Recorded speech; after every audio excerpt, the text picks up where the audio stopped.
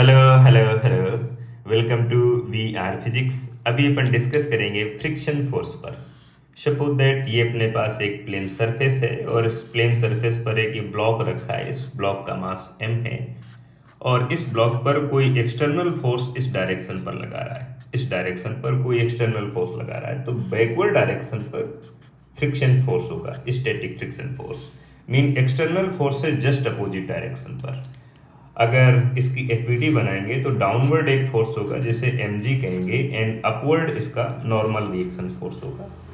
आपको ये याद रखना है कि जो फ्रिक्शन फोर्स होगा वो डायरेक्टली प्रोपोर्शनल होगा नॉर्मल रिएक्शन फोर्स से।